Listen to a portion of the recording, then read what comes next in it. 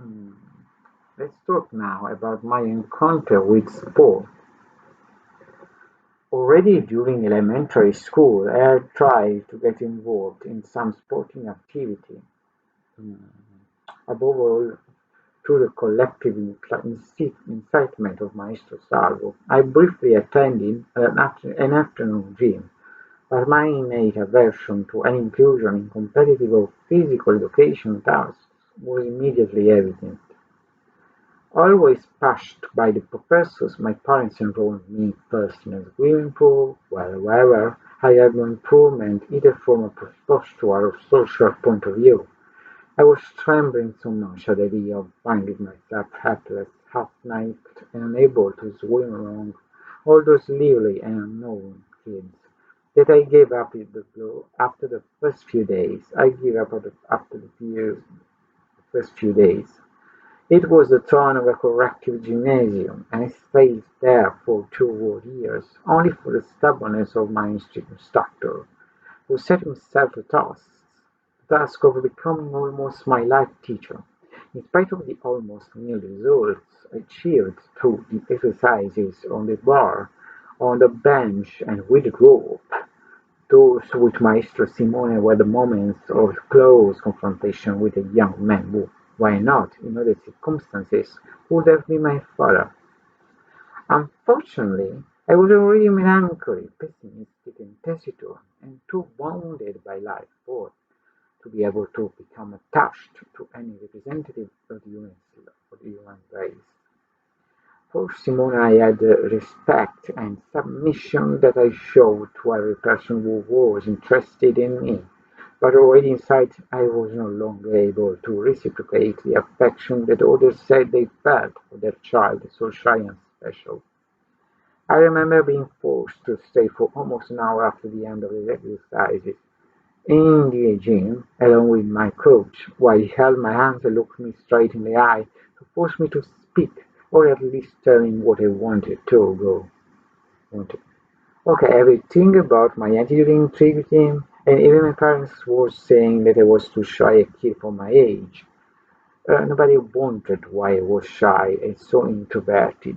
I was just like that, and that's it. Years later, my mother will confess that she thinks I just hit my head as a child, or maybe I was just born that way.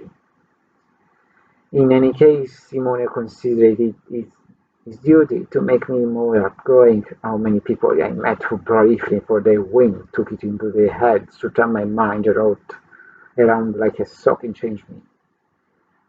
With the excuse of some free archery courses that he organized in his own gym, he often took me away with his small team.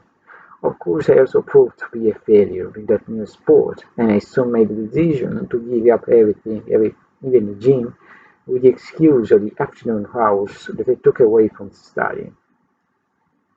I never lacked my workouts, not even when after a few years I began to suffer from deformation and devastating pains in the spine that were a consequence of my sedentary lifestyle, unnatural for a physique in training.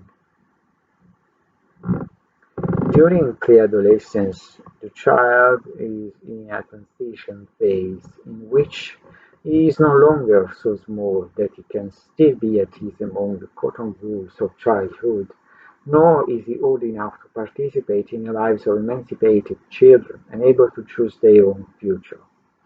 I only posed this type of problems to me when it was already too late.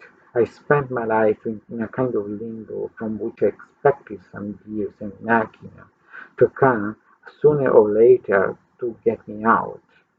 My mother too wanted to delay as much as possible the moment of considering myself an adult and responsible for my choices. Very soon she began to oppress me with her pessimistic and catastrophic vision of life, translating from her own unhappiness as a frustrated woman to all the rest of humanity, present and future. Enjoy this childhood of yours, because adult life is hell, life is bad, and the weak like you swallow them and spit them back into mush. I didn't know what to think On the one hand, I dreamed of a destiny of emancipation and full of that affection that no one had ever been able to show me. On the other hand, I was terrified of an unknown world in which, according to my parents, there were monsters and assassins ready to tear me apart mercilessly. Mercilessly. I had my secret magic tricks to make sure that time didn't pass too quickly and didn't force me to go down to the adult arena. I hid all sorts of wedding-clothed amulets in the house, which were nothing more than stickers with my name and surname and the date of application.